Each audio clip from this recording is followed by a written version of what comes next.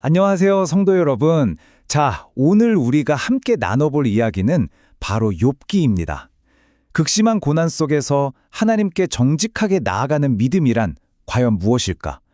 이 욥의 이야기는요, 오늘을 살아가는 우리 각자의 믿음에 아주 깊은 질문을 던져줍니다.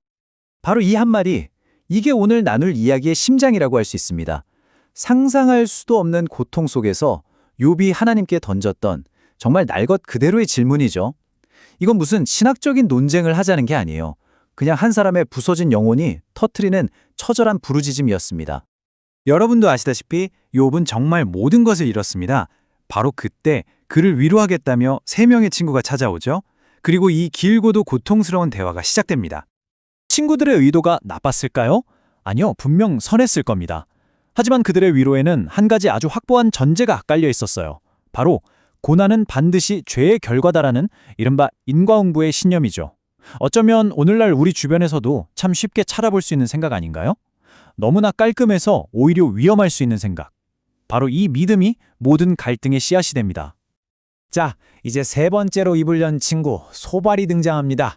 이 소발이라는 인물은 친구들의 신념을 가장 강경하게 그리고 확신에 차서 대변하는 사람이에요. 그의 말에는 한치의 의심도 찾아볼 수가 없습니다. 욥기 11장에서 소발이 제시하는 해법은요, 정말 놀라울 정도로 단순합니다. 거의 수학 공식 같아요. 욥, 당신이 고통받는 건 분명 숨겨진 죄 때문이오. 그러니 어서 하나님께 회개하시오. 그러면 모든 것이 회복될 것이오. 이토록 명쾌한 논리 앞에서 욥이 느끼는 개인적인 고통과 그 결백함은 그만 설 자리를 잃고 맙니다. 소발의 핵심 주정이 바로 이 구절에 담겨 있습니다. 하나님의 그 깊은 뜻을 인간인 네가 어떻게 알겠느냐? 그러니까 당신이 할 일은 질문 같은 거 그만두고 당신이 분명히 지었을 그 죄를 회개하는 것뿐이다. 바로 이겁니다. 자, 이제 욥의 차례입니다.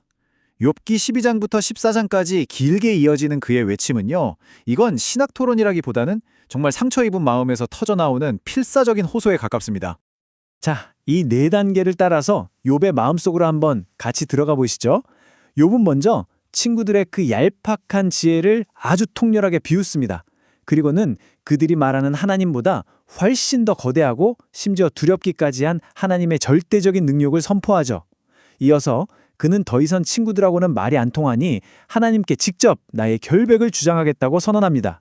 그리고 마지막으로 자신의 고통을 넘어서 모든 인간이 겪는 삶의 허무함에 대해 깊이 탄식하죠.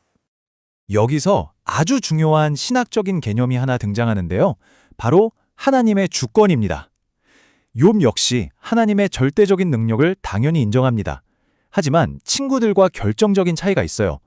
친구들에게 하나님의 주권은 위로의 근거였지만 욥에게는 경외심과 동시에 두려움의 대상이기도 했던 겁니다. 이 구절에서 우리가 정말 주목해야 할 지점이 있습니다. 욥의 시선이 친구들과의 이 지긋지긋한 논쟁에서 벗어나서 훨씬 더 보편적인 인간의 조건으로 옮겨가고 있다는 거예요. 이 아름답고도 슬픔이 묻어나는 구절을 통해 그는 자신의 고통이 단지 나 개인의 문제가 아니라 유한한 모든 인간의 숙명임을 토로하고 있는 겁니다. 자, 이제 논쟁은 두 번째 라운드로 접어듭니다. 그런데 욥의 이 솔직한 절규가 친구들의 마음을 열었을까요? 안타깝게도 정반대였습니다. 오히려 그들의 입장을 더욱 완고하게 만들고 말았죠. 이 표를 보시면 논쟁의 변화가 한눈에 들어오실 겁니다. 첫 번째 연설에서 조심스럽게 혹시 죄를 지은 게 아닐까? 하고 가능성을 제시했던 엘리바스가 두 번째 연설에서는 아예 욥을 악인이라고 단정하면서 직접적으로 비난하기 시작합니다. 잘못된 위로에서 시작된 대화가 이제는 정말 날선 정죄로 치닫고 있는 거죠.